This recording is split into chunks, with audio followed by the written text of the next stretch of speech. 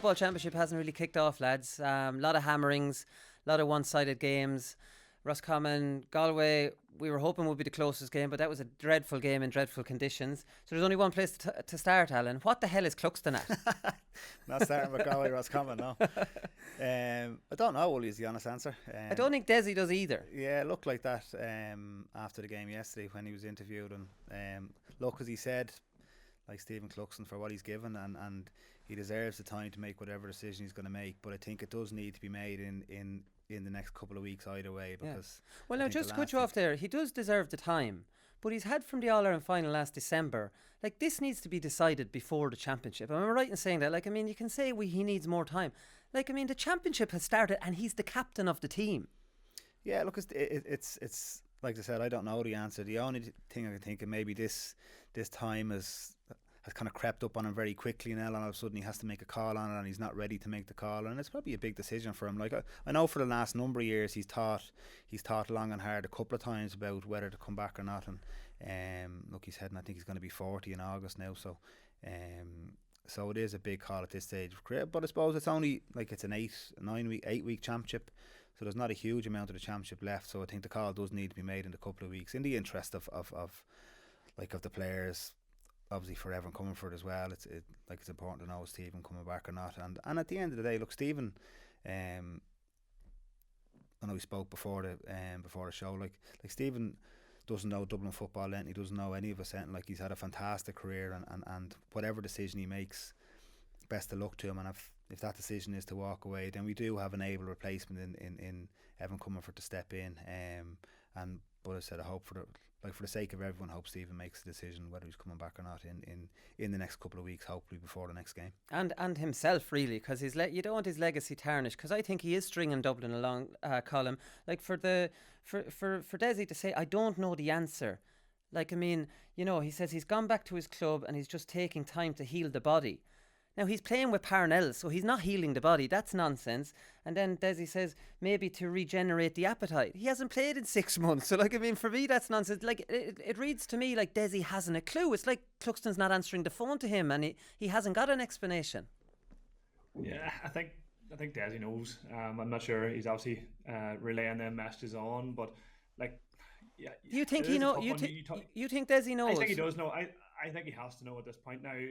You talked about it creeping up on you, and probably Stephen's probably put it to the back of his mind, and it's a massive call. Like, I think back to my own trying to step away from it, and it's a big part of your life, and he's obviously been around for a very, very long time, and he's probably parked it at the end of last year thinking, you know what, I'll make that call closer to the time, and it's just the weeks and months go by, and then suddenly you're being pressed for a decision. And like, obviously I don't know what's going on in the background, but it just seems from the outside a bit like, even I say, relaying back to myself, I find it very, very difficult and didn't really want to commit. But I'm assuming like Desi would have had these conversations with him at this point, like to say yes or no, and it's maybe just not putting it out there. Well, here's the question I have for you, Colm, is that what benefit is there in Desi saying I don't know and leaving the speculation hang out there if you think he does know? Because this is very unlike Dublin, because all this is doing is drawing attention on themselves and drawing attention on Stephen. Like, I mean, what's the benefit in Desi not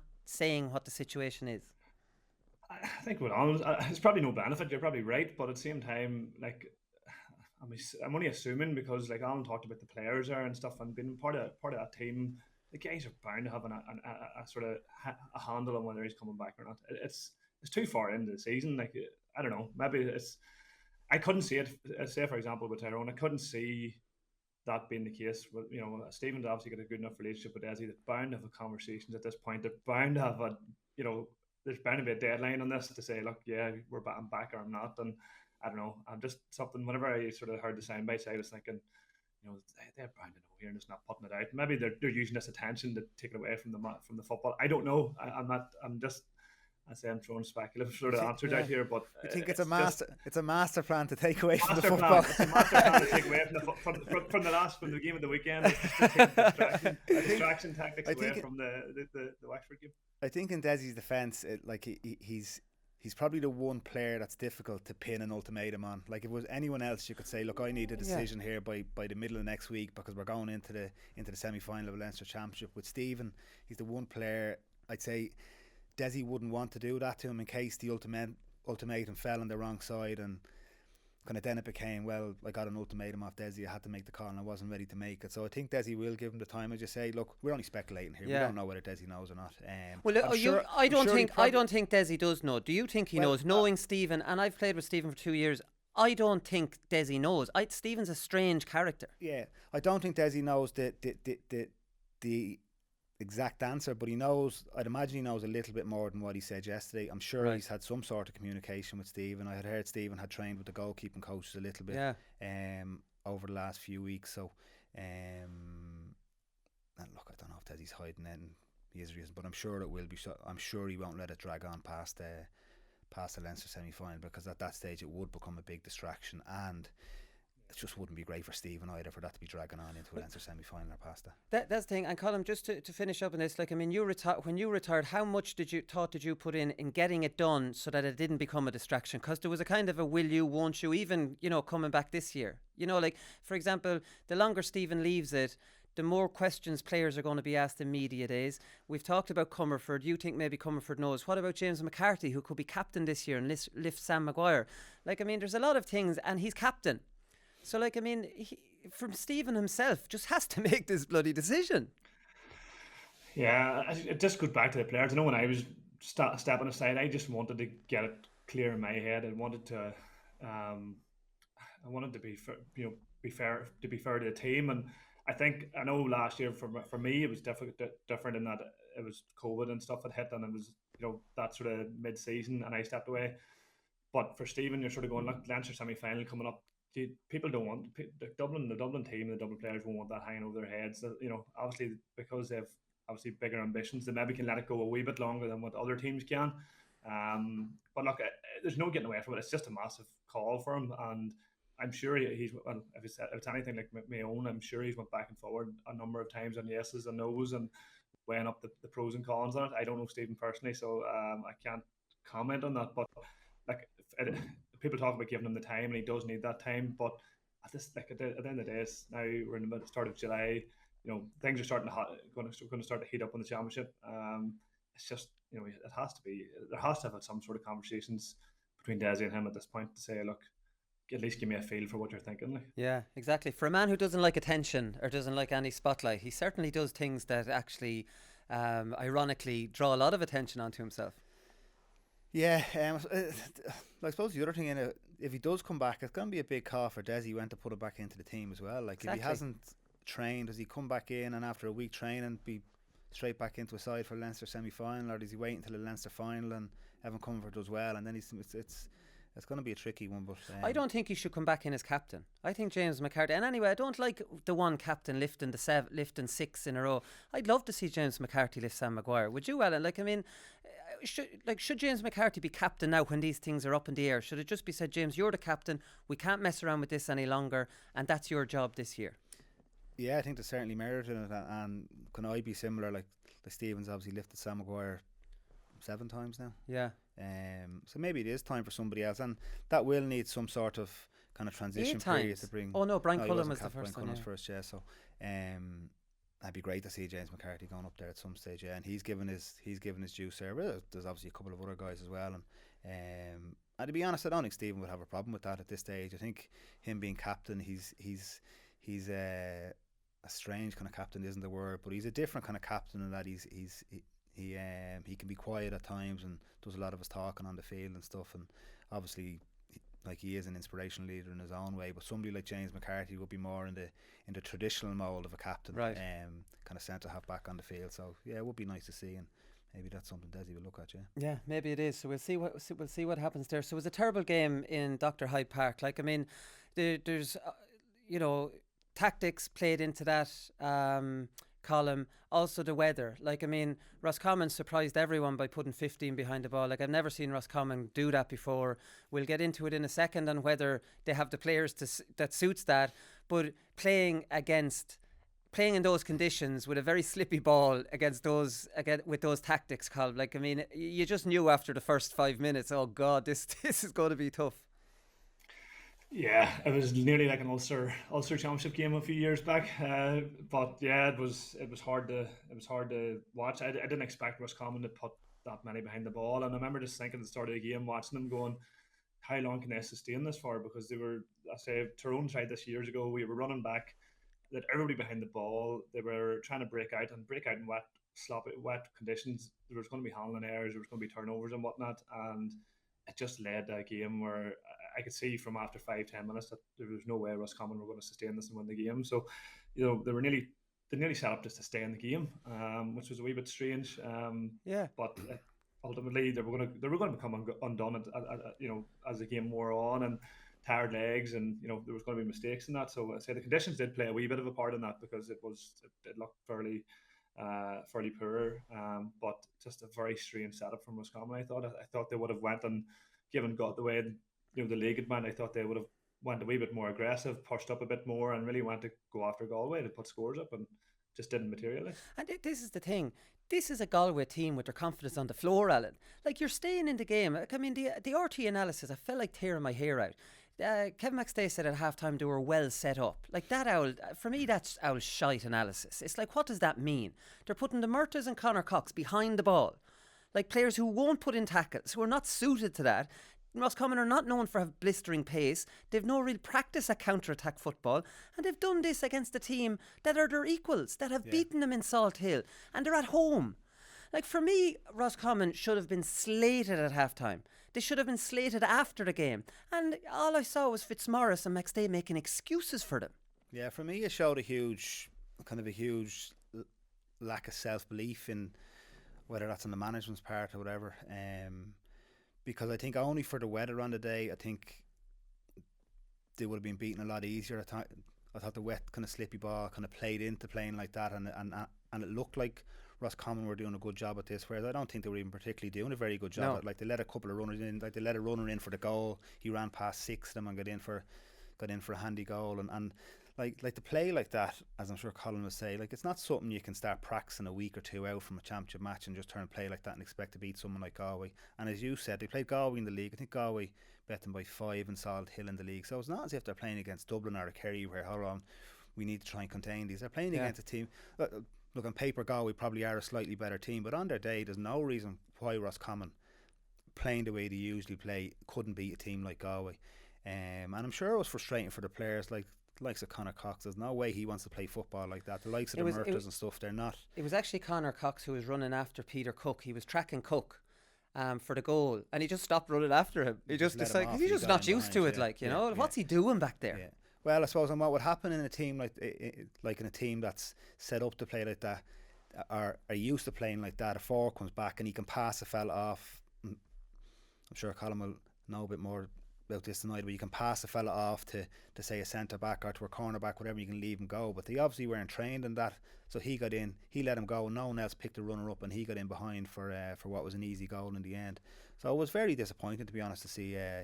Even though the conditions were awful, it was disappointing to see Roscommon play like that, and like they were never going to beat Galway playing like that. No, and, like, right from the outset, you could see Galway were going to be the better team. Like as Colm said, Roscommon were never going to sustain that, and as I said already, it showed a huge lack of self-belief, and they've now lost, and maybe they've looked like they lost 3 games in Division 1, they lost their playoff game, so they've now lost 5 games in a row this year. So they've lost all their games. They brought in the Stephen Poacher, who is very well known for defensive football. We saw how he set up Carlow. He was over the Down Miners last year and they scored 1-4, a fancy Down Miners team. He's over club teams in Down, and they're just, everybody's back inside the 45. I was just very surprised. Anthony Cunningham, you know what you're getting from Poacher, but this is a step up to a Division 1 team, Colm, and let's be honest, that for me, that is not how Roscommon should ever set up. Anthony Cunningham will probably go, and that'll be the end of Poacher in there, and you'd imagine it'll be Division 4 teams coming calling for him again, if that's the kind of way he's setting teams up. Yeah. I didn't mind, and I didn't mind if they wanted to set up that way for a period of time in the game at the beginning to keep it close. But I was sort of expecting at some point, look, they're going to start really going after Galway, and they're maybe just trying to stay in it for 10 or 15 minutes. And I think football, just I suppose the amount of media coverage that type of play has got over the last number of years, the things have moved on. Teams have worked it out. Alan talked about not being actually not having enough practice behind playing this type of system, and from our own point of view, over the last 5-6 years of playing it, or whatever amount of years Tyrone have been doing it, like we worked on it night in, night out. It wasn't just a flick of the switch, and it took years to try and get right. And then obviously we tried to go the other way. So for Roscommon just to come out of the blue and go, look lads, we're putting everybody behind the ball, bringing forwards back into these positions, and like they were turning balls over at times, and you were sort of going, they were trying to put it through the hands, and you were going, look, you're never going to score here. Even if you do, even that they get the ball turned over, they were never going to get a score because they just were too slow. They weren't used. That you could just see that they weren't used to playing that way. But Yeah.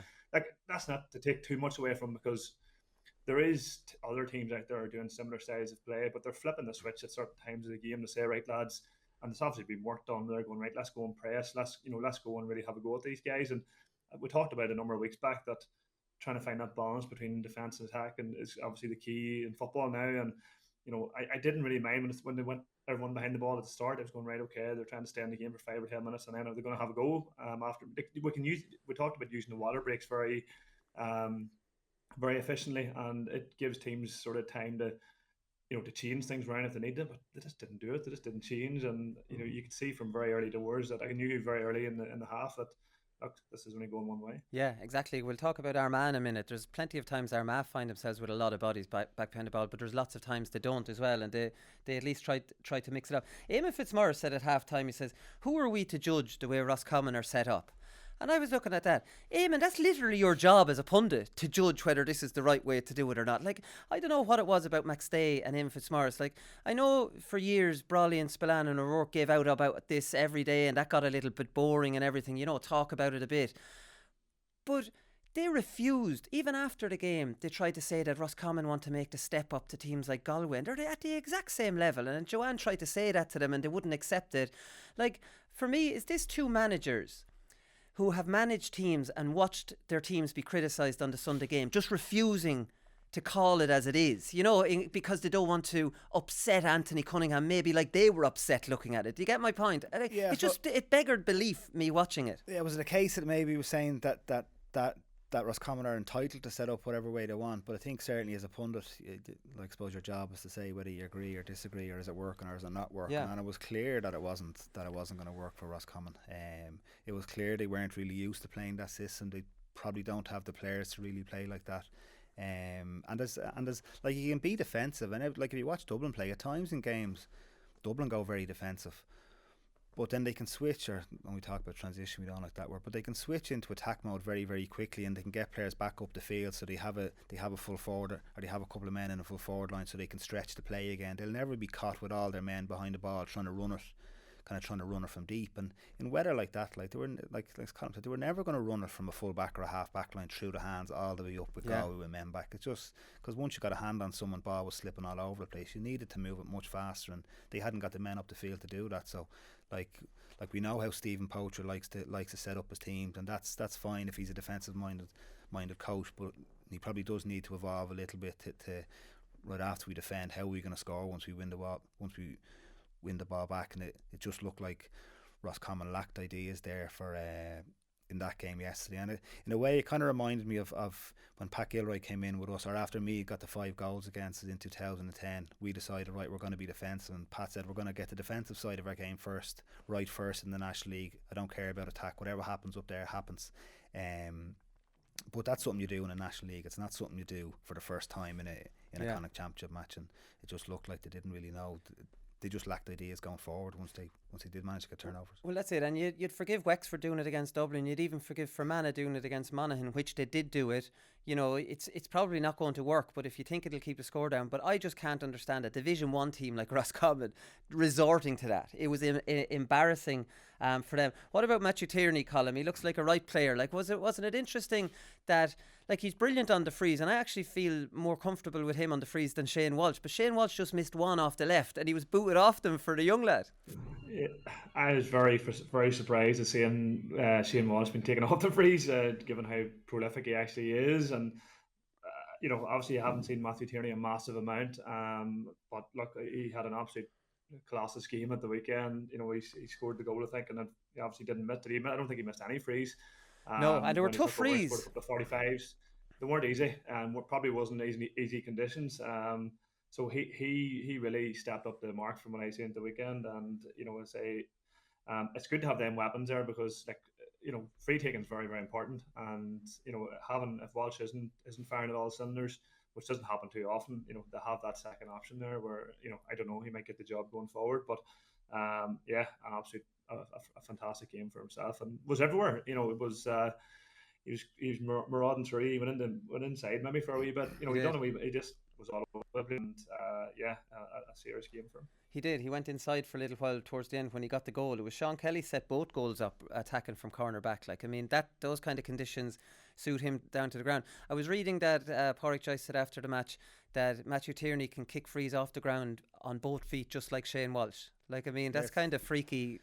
Shane Walsh is freaky. Never mind. Colin Corker used to be able to do that. Now Tierney's another one. Yeah, it's amazing. There's not many. But as Colm said, he looks very impressive. In a way, if he hit the frees, it might just, like, kind of being the free taker carries a bit of a burden as well. And obviously Shane Walsh carries a lot of that burden for that Galway team as it is, especially with like Damien Comer being injured for a couple of years. Good to see him back yesterday. So in a way, putting Matthew Tierney on the frees might just free up Shane Walsh a little bit and give him a little bit more freedom in open play, and we might see a bit more from him in open play as a result. He got injured, Shane Walsh. Now, it's a difficult one to know. They've 3 weeks to the Connacht final. He didn't pull up in any kind of huge pain. Now, 3 weeks is borderline. If it's a little nick, you have a chance. But he'd no limp, Colm. He didn't look fiercely distraught. Maybe it was just a tightening up, maybe. Like Michael Murphy, for example. Michael Murphy's thinking he'd be okay in 2 weeks with a tightening up. It's hard to know. I'm not sure. Yeah, look, he made that. It was at the end of one of the. He was running pretty fast. Yeah. He was running pretty fast from back to front, and I could just see him. Obviously, at the start of the game, they were chatting about the hamstring, and I think this is going to test it. And when it showed back the analysis or showed back the replay, you could see a wee bit of grimace on his face. He obviously knew straight away that something had tightened up. Look, if it's only tightened up and it hasn't actually, he hasn't actually nicked it again, he probably could be okay. But look, it's one of those things. Hamstrings are. If people knew how to work at hamstring injuries, you'd be well off. But look, it's a difficult one. I remember watching Murphy, wondering why Donegal risked him. But I suppose Walsh did and made a serious impact in the game for Galway and had them get over the line. So I can understand him playing. But if he hasn't, if it's only been a wee tighten up and he's really got it early, then a few weeks it probably will be okay, and he will be okay to start again. But it's does it keep coming back on him? This is a problem with the fixtures. He doesn't have a whole pile of time to rest and really get it right in terms of rehab, because it'll take probably a few days of doing nothing on it before he starts into that. So, look, time's the key at the moment for these guys trying to get back and playing football again. Yeah, exactly. He gave a lovely diagonal ball off the outside of the left to set up Tierney's goal. Kind of opened up the whole play. That was like you're trying to look for some bits of quality in that game, Alan. There wasn't a huge amount in it. I thought he left it behind him a little bit now. Yeah, I didn't put it into his path. But that ball was on about 5 seconds before. He only saw it late. Yeah, no, I thought when I was watching, he turned to kick it. Here we go, this is on now, outside the left, just knocking it in front of him, and he just, I'm not sure who he was, kicked, but he had to turn back a little. Sean Kelly, and he'd get the hand pass in then for over the head, but I know he has that in the locker definitely, and it could be great to see. Like, I'm a bit unsure still where Galway are at. Obviously the game yesterday probably didn't tell us a huge amount because of the weather, the way Roscommon played. They're only decent, Galway. Like, at least they try to leave Shane Walsh and Finnerty up, and they have gone defensive themselves, Galway, which will make the Connacht final a little bit interesting. We'll talk about that. They have Damien Comer back. He's full 70 minutes under his belt there for first time in a good while, I'd say, and they've added a couple of players like on top of him now. Kieran Malloy at wing back, because he's been around a few years, but he looks like he's in real good form this year. Sean Kelly, as you say, so they have attacking backs as well. So, but like, I think the game against Mayo will probably tell more of a tale than what we saw from them yesterday. And Mayo probably going to be without Cillian O'Connor.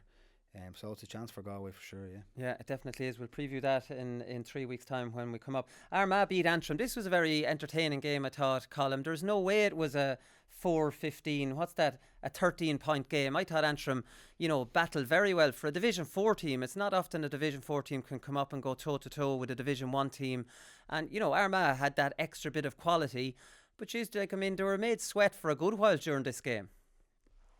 Yeah, Antrim were always going to have to convert nearly everything every time they went forward, and look, for large parts of the game they looked really, really impressive. Armagh were a wee bit frustrating to watch in a way, because I was expecting to be fair, I was expecting Armagh to really push on here early in the game, and they were sitting back a Yeah. lot. Antrim had the ball maybe for a couple of minutes. One stage just didn't want to go into tackle, and then I think they ended up with the score. And yeah, it was a bit strange. I was watching and saying, "Look, why are Armagh not pressing out here? They're literally happy to let Antrim just play about and knock the It, ball it about." was And it was like look, that happened for like the first 5-6 minutes where Antrim were just camped inside their 45. Now Antrim aren't like Antrim dictated that Armagh dictated that. Antrim were on the outside of them. It's not like Armagh every man had a man, and then Armagh will have no problem booming it down the field like the 1970s, and they do that two or three times. They're a hard team. There's no real flow to Armagh. There's no very set game plan. It's a bit of everything or something, is it, Colm? yeah, I think it is. I think you have to give them credit. They're making waves in their styles of play. They've changed how they're playing. They are trying to obviously what we talked about earlier. They went back into that sort of defensive mode, and I was sort of watching it going, that's very frustrating. Why these guys push out, push out, push out, and then as you say, suddenly the start, then game sort of wears on a wee bit, like what I thought Roscommon were nearly trying to do. I thought they were going to come out at some stage, and Armagh then did eventually. Like we have to give Antrim massive credit here. They for large parts of that game, I like the scoreline definitely doesn't reflect the way the game panned out, and Antrim were very very impressive, and Armagh still trying to work them out. They are definitely trying, and I don't know whether Kieran Donaghy been in there or whatnot, but they're definitely trying.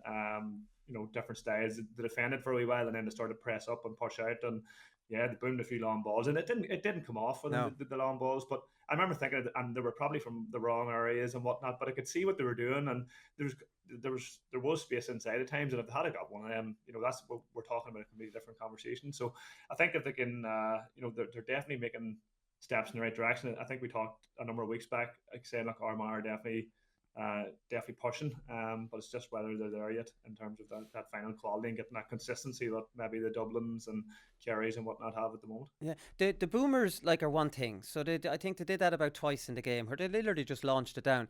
Now, I don't know why they do that because it's 2-on-1. It's 3-on-2. There's two of their players. It's Ria. It could be Ria O'Neill, it could be Jarlath O'Byrne, it could be Oisin O'Neill, and they're swapping. This is another confusing thing. They're constantly swapping the men in there. They're constantly putting men behind the ball. Then they're kicking it.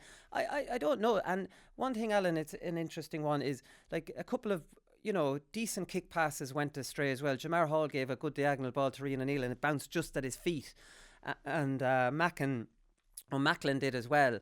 But here's the thing, these kick passes are coming from the half back line, and you know as well as I do from playing in there, that's too far back. You don't really want that, because if you stay inside the 21, there's way too much velocity on them. They're kick too hard. And if you want a nice bouncy one, you probably have to come out too far. They don't play through a half forward line. And that's because they're dropping too many players back. I don't know. I was looking at them yesterday, going, "There's a lot of confusion to what they're doing." I think they're probably still a team in transition, and to give them their due credit, they're a team that's trying to get the balance right between having a good defensive structure, but also keeping some men up and maintaining a kick passing game. Yeah. And they're obviously kind of still work in progress with doing that. So I think they'll learn a huge amount from that game yesterday. Exactly what you spoke about. If we're kicking the ball in long, we need to make sure we have men in there to win it. We need to make sure it's coming from the right areas of the field. Our defensive structure is okay. They conceded whatever 1-14 or whatever. So they'd probably be happy enough with that. Scored whatever 4-13, did they? 4-13 to 14, 4-15 to 14 points. Yeah, to 14 points. So they kept the clean sheet. So to concede 14 points, I know Antrim are up from Division 4 up to Division 3 next year, and I watched Enda McGinley after.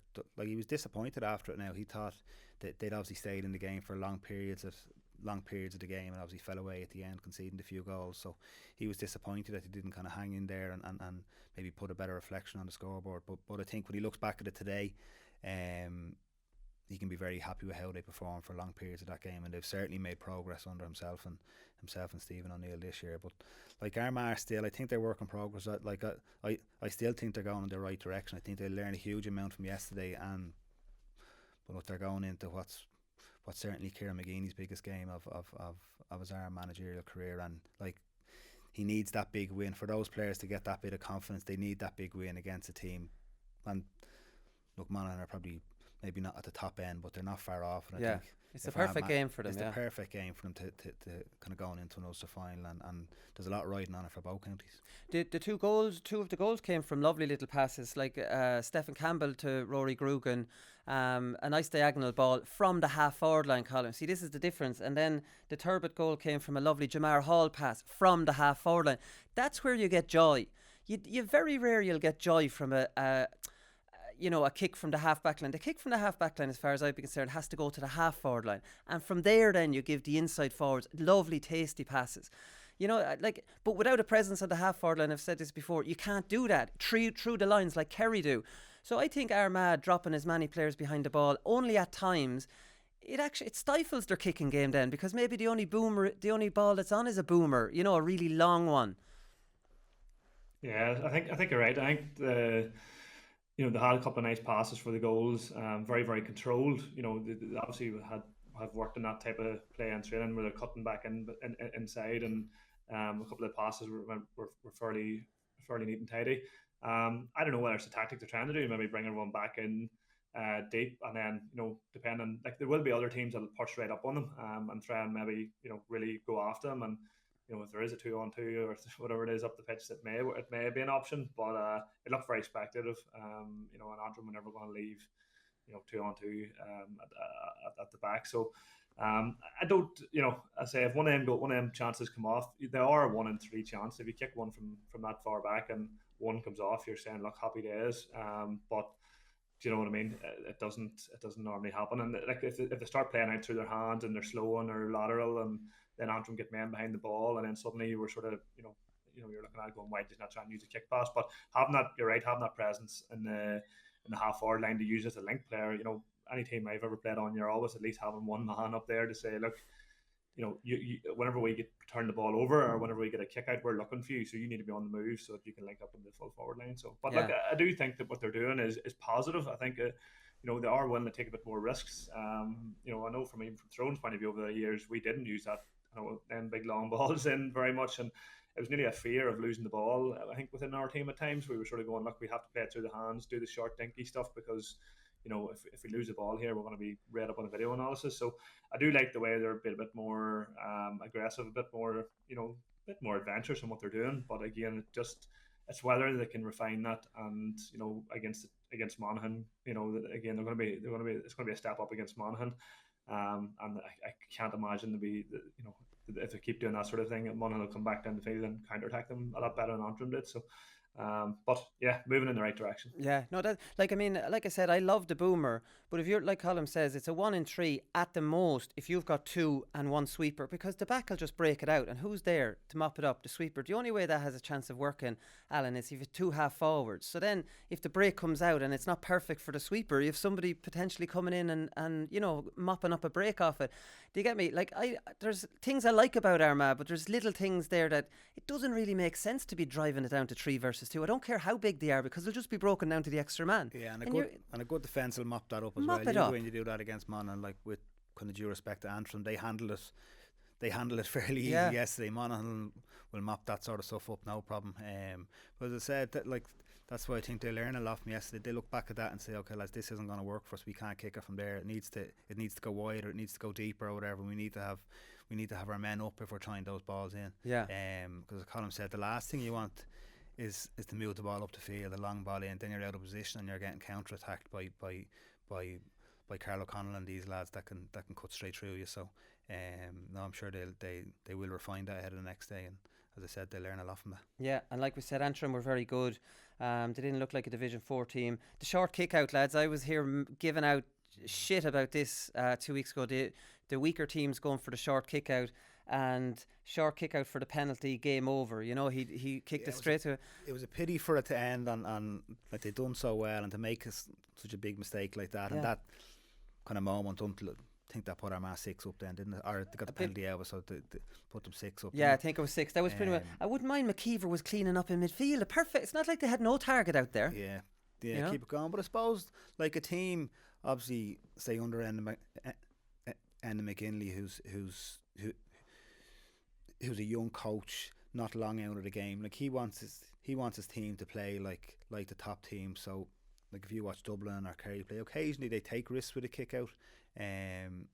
Look, it backfired, but I think it's important that kind of going into next year that they continue that vein of trying to do the right thing, trying to be brave. If there's a short But is kick that the out right on, thing though, to give it to a man under pressure with it? Like a Division 3 level player might not have maybe the skill. not, but that's the learning. I'm sure that keeper will learn a lot from that when he looks back at it. Maybe that kick out wasn't on, and it's not until you make the mistakes that you actually learn and you become a better team or you become a better player. So I think like Kenny McGinley can be very proud of them yesterday. And it was a mistake, and look, they were probably going to lose the game anyway. That kind of finished it off. But I thought it was sad for after the performance they put in for the game to kind of end, or the kind of competitiveness to go out of the game on that note was a pity. Yeah.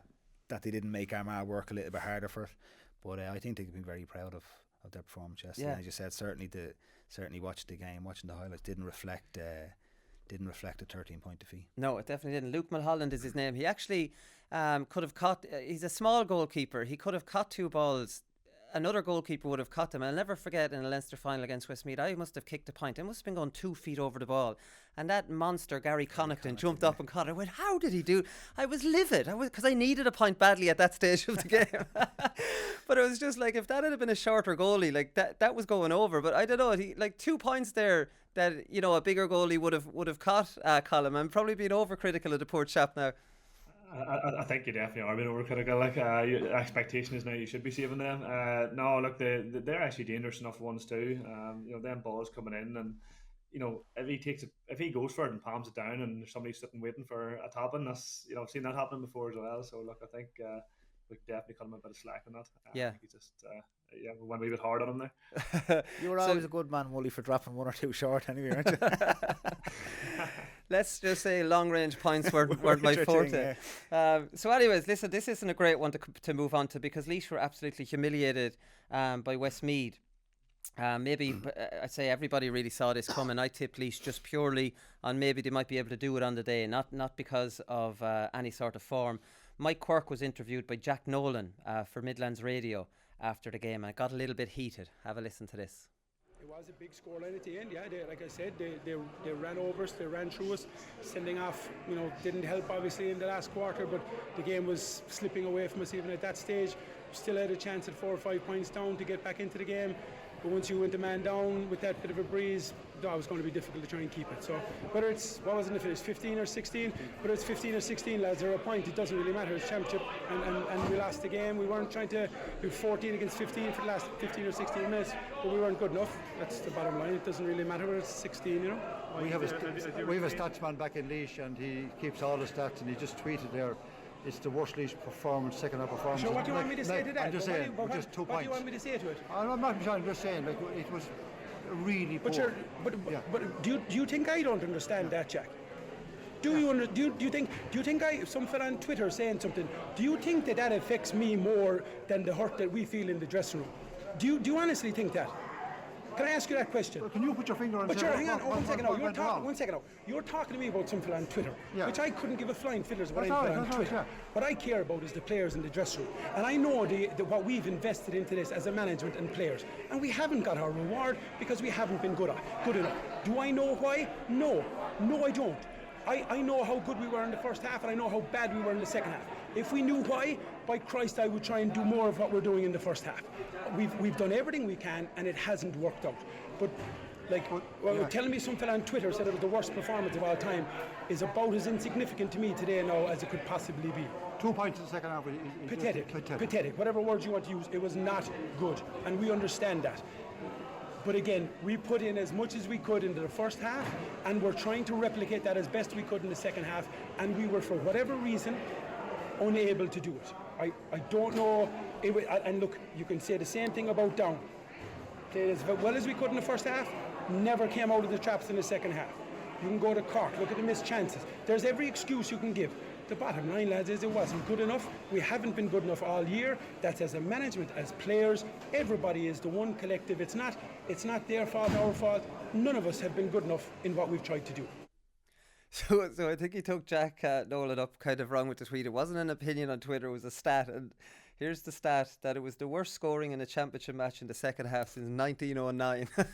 He never let him get it out. Did he? He didn't let her get it out. So like, I thought that was funny. But I'm scratching my head about this. Look, everybody in Laois are realistic here, right? I mean, we know what we're like. We have an ageing team. We have a pretty slow team. We don't have much coming up from underage. But I can't get my head around how Mike Quirke, after every game, says he can't explain the performance. He can't explain collapses. He can't against Down. He can't explain collapse yesterday. He can't seem to complain everything. Before the game, everything's going great. Like, I mean, does a team where everything's going great collapse like that, Alan? Like, and this is 2 games in a row and not a win a game all year. Like, I mean, is this reality? Well, look, I suppose certainly when I played, if you were looking at a performance in a first half versus a second half, or in a certain game versus another game, the only place you can really go is to your stats. And you look at what you're measuring, what your stats guys are measuring, and they're measuring kickouts, they're measuring wides, they're measuring conversion rates, and you look at the stats and you see how they're faring up against each other. And I'm sure when he looks back at it, maybe he was obviously a little bit heated after that, and maybe he hadn't had time to think about it properly. But I'm sure when he looks back, I'm sure they're look, he's a young, smart coach as well. I'm sure he's well up on statsmen and stuff. So I'm sure when he looks at it today, he'll see what areas and what positions of the field they lost it in the second half. And I think that's, like, for me as a player, that's the only real place you can look at. Like, you could talk about how many tackles did they have in the first half versus the second half. I know, yeah, look, any one thing isn't a fair barometer, but you can start to see trends of a good performance versus a bad performance when you look at those things. But he was referencing the down one even there, where he's still at a loss with the down one. Yeah, that surprised me a little bit. I think as a coach, that's like any coach worth salt now would be looking at. It's your job, yeah. How the stats are faring up on any given day, and kind of why it's not working out. And look, I said he obviously got a bit heated there. I'm sure he'll have better answers when the players look back on it this week, or whenever they meet up to have their review of that game. I'm sure they'll have some answers then. And that's, look, he doesn't have to put that out into the public realm. That's for his management team and for inside the dressing room, if that's where he wants to keep it. But I'm sure, look, like, it's a bad loss for Laois now. Look, and even, like, aside from what you say, like, a lot of the better players are getting a little bit old, like sort of Colin Begleys and these, were probably John O'Loughlin are maybe past their best, but you still expect Laois to be competitive on any given day. It's still a proud footballing county, and that's a bad defeat against Westmeath. It's a terrible defeat against a team that would be similar level, I suppose. One kind of criticism I would have of Mike Quirke is that he hasn't been very inventive with a team. He has an ageing team. He has a team that he has admitted himself hasn't much pace, but he's playing that same generic style of the 2 up and the running game and the getting some body to your whole half forward line back behind the ball. Whereas, like, if I was him, knowing what we have, and admittedly that they're not fast, and admittedly that they're aging, why not just go the way Armagh are going and actually leave 4 or 5 up there and launch it down into them and say, here, look, we're not that fast, we're not that fit, we're getting old, but this will save the legs. Why are you playing the same generic style? I saw them against Dublin in Croke Park, and they never laid a glove on Dublin. It's just, I don't know, I was just tearing my hair out. I thought he might be a bit more inventive than he is. Now, I have to say, I do love a post-match interview. That's the way they should be on, or you should be pushing these managers like on things like that. I thought that was an excellent interview by Jack Nolan. Yeah, look, it's difficult. Obviously it got fairly heated there, and look, at least probably have to. I know we've been in the back of defeats like that, where you just really want to hit the reset button. It's just been a bad year all round. Alan talked about going back into the nitty-gritties of actually what has happened in each individual game, and I think that's all you can do. You can go back in and look at possessions and kickouts won and kickouts lost and all the stats that you know, and break it down like that. And yeah, you're talking about styles. Look, it just hasn't been there a year. I think, you know, as I said, talked about an aging team. They're going to have to go back out into the county possibly to look at what youth is coming through there and try and change it up, because, you know, it's just been disappointing for them. And look, there's no other way to probably look at it, but definitely they have to go and take a good look at themselves in terms of what they did right and what they did wrong. And look, I say they've a lot of time now between now and next season to look at that and try and make it right. And look, it can be done. And I say we've even Tyrone years ago when we lost Armagh a game, and remember, you know, in the qualifiers and something bit like Laois too, we had just a bad year. We could put out in the championship early, and we had to really, I remember coming back very, very early in that year. We had to sort of hit the reset button, and I think they have to do something similar and try and change it up a little, and come back next year stronger. Yeah, I was somebody. The reason the kicking game I think suits a bigger team that isn't as fast. They won 2 marks in the entire league and championship, and only one of them was scored. If I was that, I'd be working on that. A free shot at the goals with the Donny Kingstons, Evan O'Carrolls, and Paul Kingstons, and big kind of forwards that Laois have. But anyways, it's a terrible loss, and Laois football is in a bad state. We're in Division 3 now. We'll see the likes of Mark Timmins, Colin Begley, John O'Loughlin, Donny Kingston, Ross Munnelly. All these Division 1 standard players are all going to retire now in the next year or two, and there's nothing coming up. As far as I'm concerned, we're looking at it being mid-table Division 3 team. Until we go back to the drawing board again. And what is it about these counties that always wait until it's rock bottom before they go back to the drawing board? How about staying at the bloody drawing board and not allowing that happen? Yeah, I think the problem when you're in Division 2 and kind of Laois are trying to compete in Division 2, he was probably afraid to blood new guys because he thought he needed the experienced guys playing. So now, look. So in a way, sorry to cut you off. John Sugru overachieved by getting him to Division 2, and then Quirk got a team. Last year got a team in Division 2, stayed up by the skin of his teeth. And now has gone back down. Laois are not a Division 2 team anymore. No, they're probably not. But it's probably not the worst thing in the world that maybe they're down in Division 3 for a year or two now, and they can blood some new guys. Maybe some of those guys will move on, just a kind of natural progression or whatever. Like Ross is nearly as old as myself now at this stage. It was amazing to see him coming on yesterday and still playing away. Ross played with us in must be nearly 20 years ago. Now he's still going. 2 of us well washed up. Here I'm playing junior there. But so maybe a year or two down there just gives an opportunity to get some young guys through, kind of gives them a chance to play and find their feet at inter-county level under the radar a little bit, and just hang on in Division 2 or in Division 3 for a year or two before kind of building a team to start working their way back up again. That's a fair point on Mike Quirk. It's not a place, because Laois had a decent under 20 team. I think it's 2 years ago they lost to Dublin. It's Archer's Dublin. I think the final score was 4-18 to 17 points. So they stayed with Dublin. It's just Archer got bloody goals. So none of those under 20s were playing yesterday. So maybe Division 3 is the level to start getting these in, and maybe that's the fair point. What did you make of Monaghan? Monaghan, Colm, just at their ease. Fermanagh brought, Roscommon, Fermanagh brought everyone behind the ball. They conceded the kick out. Again, it was another throwback to maybe 5 years ago. Ricey obviously thought that was the way around it. The difference here was that the weather was perfect, and Monaghan were able to move it without worrying about it dropping out of hands, and they moved it left, right, and they got the scores. And it was very, very easy for Monaghan. I suppose when Jack McCarron's goal went in, it was pretty much game over, looking at the way Fermanagh had set up. Yeah, again, a bit like I suppose the Roscommon game nearly as Fermanagh set up obviously to stay in the game as long as they could. Monaghan, to their credit, have played against this system a lot, and they play. One thing I always noticed about them, they play with an awful lot of width, and they do seem to know what they're doing up front. Typically, the last number of years have been always when we played them, we were always thinking, right, just keep McManus out of the game, and we'll do well here, and we'll have the measure of them. But looking at the weekend, they really obviously play against that blanket defence and cut through it at will, and that was a plus. And they just have more scoring forwards now. They have more guys that can step up to the plate and really hurt teams. While the Monaghan of the old, you stop McManus, you're halfway there. So say from Fermanagh's point of view, they were always going to be up against it. As you say, I'd say Fermanagh were nearly hoping to have it in a wet heavy pitch so that they could maybe bring it down to their level. I think they're the only conditions that defensive system might keep the score down. It actually doesn't keep the score down anymore, Colm, does it? The other teams just 111 Monaghan scored in a half with Fermanagh conceding kickouts and dropping everybody in. 111 in a half. Yeah, the better team. What I always my argument about that is the conditions can level it a wee bit, but then the better players are obviously able to still play in wet and heavy conditions as well. They're slicker with the hands. They don't drop anything. Their first touch is good.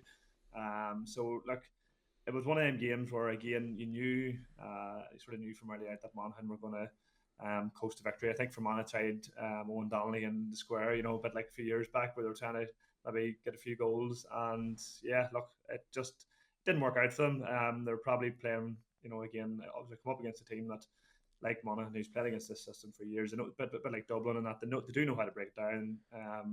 But I suppose what could they have done? Like, could they have pushed out? Probably could have pushed a wee bit more on them. They kind of did in the they didn't concede kickouts in the second half, at least, did they, Colm? Like, they seemed to at least try to play a little bit more, and they did better in the second half. I think the second half was 10-7 in the finish.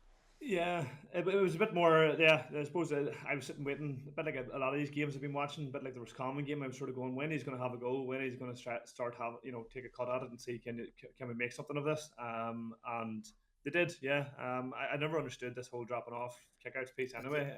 Regardless of your. Go ahead, Alan. Sorry, I was going to give out about dropping off kickouts. So I just, as a forward, I played in a couple of teams where we've conceded kickouts, and it's ball breaking for forwards. You're wrecked by the time you get the ball because you're chasing lads around, and it's just whatever you're playing defensive, dropping out kickouts for me is just a complete no. It gives the opposition 20 attacks a match with no pressure on them at all, and I could never understand it. I actually played it under Pat Gilroy with a couple of games where we conceded kickouts, and in a couple of club games, and after the couple of games, just like this is not working. Like, it's not going to work. It definitely doesn't lend itself. No, definitely doesn't lend itself. Like, it just, for Fermanagh to drop off, like, if they can turn the ball higher up the pitch against Monaghan, they've far more chance of scoring, because obviously they were turning them over in their own defence, but like Roscommon, and had to play it right up the pitch again. I suppose what we did for years as well. Only we were probably lucky that we had some guys who are extremely fit and were able to get up and down. But I sort of thought they would have, at least went at some sort of zonal press early on to try and really get a few scores. I presume, Colm, because you've played in this a lot of the time, the idea behind dropping off a kick out is that it's a very conservative thing, and you're worried about if it goes long, you don't have your defensive system. If the kick out goes long as one, you don't have your defensive system in place. So I presume that's the theory behind it. Like, I mean, and for years that made sense. But surely the game's moved on from those tactics. Were you a bit surprised with Ricey for going with that? I probably was. Like I said, dropping off kickouts. We've done it a few years back, thinking, yeah, look, we'll give them the ball. We'll give a dodgy cornerback the ball, let him come out a wee bit, and then try and get him when he gets out the field a wee bit. And I think they're a wee bit dated. There's not too many guys who can't play football anymore. So look, I thought they would have had a go. But like Roscommon, I wouldn't have minded if they had sat back a wee bit for a wee while. Maybe not drop off the kick out, but sat back, and then at some point I start. There's in games you have purple patches where you think, you get a couple of scores on the board and momentum's with you, and at that point in time you're thinking, right, let's go, let's really have a go with these guys, let's push on their man kick out, or whatever it may be. Yes, there's not a risk there that teams go for the top and whatnot, but when you're on top, you want to have a go with them and maximize your time, because that'll swing back at some point. So a wee bit slightly disappointed that they didn't really push them early on, but I can understand it at the same point. I can understand that they wanted to stay in the game as long as possible, and hopefully, a bit like a few years back, maybe get a goal or two. And you do try and stay in the game so that you can hit a big team like that, and later in the game. But it just wasn't to be. Monaghan were wise to it.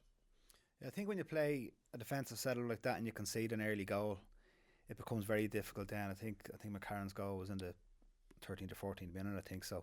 When you put all this preparation in, you say we're going to try stay in the game to half time, and then after 12 or 13 minutes you can see the goal. It can be very deflating. I think that's the problem with playing defensively. Once you start to go behind, well, you're gone. All of a sudden you're not containing them anymore. Then it becomes very difficult, as a team, to break out of that. And it's not until maybe the water breaker, but it's not until half time that you can really change. A manager can really change the way you're playing, and at that stage it could be too late. And I think once Monaghan got to goal, they were always in the driving seat from that stage on. That time in the match on. But it's just the sophistication of teams now breaking it down. This is why I'm very critical of it now. It served the time. It doesn't work anymore. Like, look, Rory Beggan, he scored a point from 45. You have Kieran Duffy should have scored the goal. He set up the goal, bombing forward. You have Conor Boyle scoring a point, Ryan Wiley scoring a point, you have Desi Ward scoring a point, Carl O'Connell scored a point, Colin Walsh came on and scored 2 points, including the mark. They're all defenders. Yeah. That's the feature of playing against the defensive teams, because if they have some zonal players, Colin, who are your free players? It's the defenders on the other side. And when they make these bursting runs through, you know, like maybe 3 of them might get picked up by the zonal lads and 1 of them will be free. You know, like, I mean, this has all been worked out. And let's be honest, it was the 2017 All-Ireland semi-final with Dublin and yourselves that basically blew the defensive systems. You know, was that semi-final 17? Yeah, it was in 2017. You played them in the final in 18 maybe. Anyways, that was when that was when defensive football was just like, that's the end of you. So that you're very just surprised at seeing these teams 4 years later thinking, oh, this might work today. Yeah, look, it is. So teams have worked it out. They've analysed it to hilt. Dublin's obviously they led the way in terms of how to break it down. Monaghan seem to now have cracked it as well. And you're right. It's when you go in that sort of defensive mindset and you're pulling everybody back, and the late runners start coming, and teams are switching off, and you're playing. Like I said, the teams know how to get their way around at the moment. And but again, look, obviously Fermanagh, Monaghan, there's a wee bit of difference in class there. Monaghan, I'd say, are probably closer to the top of the 3. But Fermanagh just probably aren't there just at this moment in time. So, yeah, look, it's. I think we have seen the end of the. I keep saying we've seen the end of the defensive football, but it's not even that. It's just more the balance and in terms of knowing when to defend and knowing when to sit back and knowing when to attack and really go for it. And yeah, you're right. The late runners and the guys who are coming through. You know, guys can all score now. That's the difficulty. While, you know, Fermanagh were probably sitting going, right, we'll stay with McManus, you know, and keep him out of the way, and these other guys were just allowed to come down the pitch and they can score. So yeah, look, it's what I don't think they could have done much more. I think Monaghan were just superior on the day, and I'd say you could probably see it fairly early on in the game. Yeah, no, you definitely could. I have to say their goal was beautifully worked, and the what opened the whole play up there was a lovely hand pass in the field from Carl O'Connell to McCarthy, who then just shipped it off. You know, it's often the case, it's just one clever pass, and you explained this before. Wait, someone will make Stephen O'Hanlon with lovely pace, he'll inject pace, now bang, instead of, you know, just be patient, and someone's going to make a run, and the hand pass is what'll kill, you know, what'll absolutely kill him, and suddenly it looks from nothing being on to the whole thing after opening up. Yeah, it was like a nice little reverse pass, wasn't it? Yeah, it was a lovely little inside pass. Yeah, it's yeah, and they're the sort of things you said. Monaghan have obviously played against this sort of system for a good few years now, so they've looked at it lots of times, so they know how to break it down. And you spoke about keeping wide. That's something Dublin do as well. You see Dublin when they're playing against a defensive system, they've a man out on that line, they'll have a man over on the other line. They're trying to keep it really, really wide, really, really spread. And in Croke Park, when you do that, it does leave gaps to punch in. It's a little bit more difficult in some of the provincial grounds, but you can see when it's done right like that, when you get a man coming at pace and somebody's smart enough to slip that little reverse pass, it opens it up, and they finish off the move very well. Yeah, no, they definitely did. Just getting some news here as we're doing the show, recording it, that Mike Quirke has stepped down as Laois manager, which probably won't come as much of a surprise after hearing that interview. He seemed like he was sick of it at that stage. Yeah, so that's the end of Mike Quirke. Hard to understand, hard to really analyse how well he did. They had a relatively good year, I suppose, last year. Alan stayed in a tough Division 2. They beat Armagh away and then drew with Roscommon in their first 2 games. It was like, Jesus, Mike Quirke is the messiah. But I suppose this year, if you lose every game and you're driving up from Kerry, you know, maybe he's looking at it and maybe that's it. Yeah, he probably didn't see, as you say, if he's looking at some of the older guys now pushing on. He sees it as a rebuilding job now. Yes, maybe somebody else's turn to take it forward. But look, and it's difficult going into counties like that. And I said, we spoke about it on the show a few weeks ago here. For those counties, it's the league now that becomes more important. Like at the end of the day, with no back door, which is another topic of conversation, saying the football championship this year, but with no back door for any of the Leinster teams, the league is most certainly for me a more important competition for them to either look at getting up a division or holding their own, whatever division they're in, because ultimately we know Dublin are going to win that Leinster championship more than likely. So look, it's obviously disappointing to see managers go, and he's obviously put in a big effort, but I think it is, as he said himself yesterday, it is a time where Laois football probably does need a little bit of rebuilding, and probably Division 3 is probably a good place to do that for them now. Yeah, exactly. Meath hammered Longford, lads. Not too much to say now because we're running out of time. I thought something funny here is Andy McEntee watched it from the stand, and we know Andy McEntee has he hates he has a terrible time giving out to referees. He looks like he's always ready to explode during a game. He loses his mind at the sideline. I don't know, Colm. My opinion here is that if I was a GA manager, I'd imagine I'd watch the majority of the match from the stand as well. You're radioed to your selectors. Do you really need to be down there? You know, can your players really hear you? Can you make maybe with the water breaks there's more of an excuse to be down there. I don't know, but in general, doesn't it make more sense to be down there or to be up in the stand? I think so. I said you're right though in the water breaks. If the water breaks obviously give you a bit more opportunity, but in general, yeah, like you see more. I said everyone's mic'd up in the whole backroom team. You can definitely, because when you're on and like managers are on their pitch and they're shouting like and roaring at you and to do something, you don't take it in. You might hear something, but you don't take it in, and it's just a matter of you're in the cut and thrust of the game. Not a massive thing. Not a massive amount of things. You can't really influence things very much. So to be sitting back and actually having a better view of it and seeing how people are setting up when you're on their line. In the same line of the players, it's very, very hard to see what's going on at times. So I definitely would agree with that. I think, probably more people should probably follow suit in that regard. But again, because of the water breaks, it's just important that because you have more opportunity to switch things up and change things up, it may not be the case, but definitely something that I would agree with. But even advice during games, Ellen, like, I mean, nobody knows your position at the time better than yourself because you're seeing everything going on. Do you ever get someone run into you with a bit of advice? You're like, what is this lad on about? What game is he watching? I think that the opposite can actually happen with a manager shouting in. You can get a mixed message in, and then the message gets construed a different way altogether. So I think, like, if you look at the rugby now, all the coaches sit up with the bird's eye view because they can see a more aerial picture of the view or more aerial picture of the field, so they can see certain trends developing or whatever. And yeah, like I think Colm's right. I think if I was maybe Andy had a period of self-reflection and thought maybe I'd be better off up here in the stand away from the line and the referees. Else he's going to get a heart attack or something like that. And they did well, to be fair to them. They did, yeah. The 220 players that all the controversy was about. Cathal Hickey, he scored 1-2 from wing back, and Matthew Costello played very well as well. So that was a big controversy in Meath about Bernard Flynn. Obviously stood down from the under 20s because Andy wouldn't release the two lads. Kildare beat Offaly. One thing about this, lads, from the highlights, we don't have too much time to talk about it. Just 2 points. How did Jimmy Hyland not go for a goal there, lads? Because, like, I mean, it took a lot. Like, he tapped it over the bar, right? But the goalie had just been dispossessed in midfield. There's a corner back on the goal, Alan. Like, I mean, how much discipline do you need not to go in and just ram it past that corner back? He's a few years under his belt now as well. I say, he just thought we need another score. You get me though? Because when the goal is dispossessed, there's no goalie in. And to be fair to Jimmy Hyland, he has an eye for goal. He has, yeah. Like when he's in there and he gets an opportunity, generally is thinking goal, but maybe just a bit of game management, as we like to call it. Yeah, it went from 12-8 to 13-8. Jeez, he had to go in. He had to go for the goal there. One other one then. Oh yeah, Cian Farrell, his point column, like a dummy solo and then a point off the outside of the left. Like, he's been a real find for Offaly. He's the future for Offaly, and he's coming off an excellent game last week and followed it up against, a Division 1 team.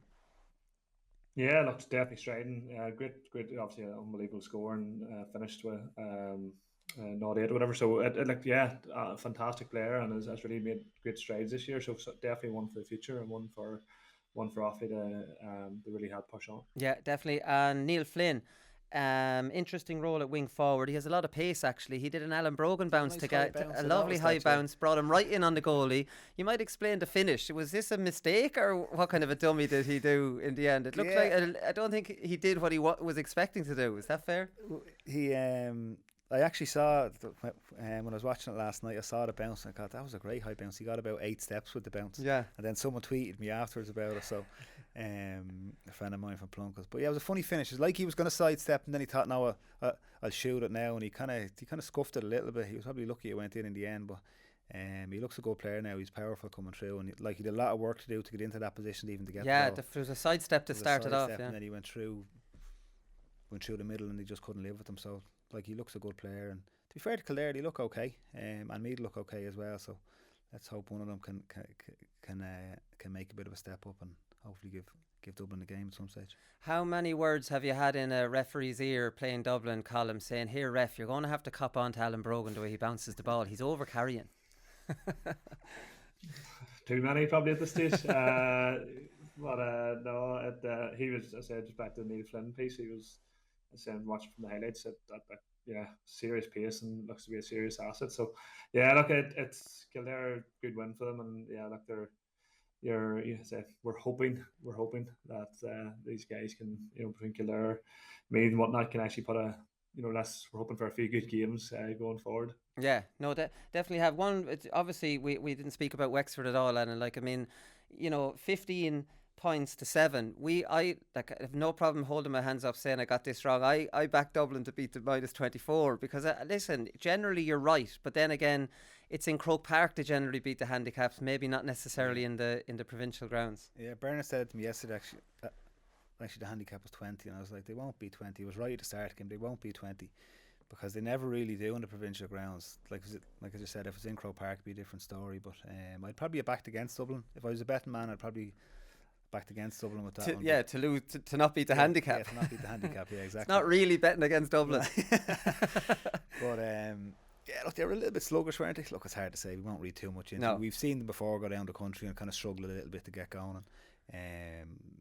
Look, I'm sure there'd be much. Obviously, Desi's first day back on the line, maybe little bit of hangover with the Stephen Cluxton thing going on. So hopefully that'll be ironed out for the next day, and we'll see a better performance from them, because they will need to improve from where they were yesterday. Yeah, but all credit to Wexford as well. Like to be fair to Wexford, they're doing Division 4 this year, I think, weren't they? Yeah, they didn't win a game in Division 4. They were looking terrible. 4, so like to come and put a performance in like that against Dublin is huge credit to them. Yeah, they only had 2 games in Division 4. It was in the split one, and they were in the Division 4 with just 3 teams. But anyway, they were cheered in off the field by 250 supporters at the first water break and at half time. Like, I mean, it's definitely something for them to build on next year. That's the great thing about it. They've gone from having a bad year in the league to beating Wicklow in Ockram, and then running Dublin close. Like, these lads will be just jumping out of their skin, I presume, Colm, to get back next year.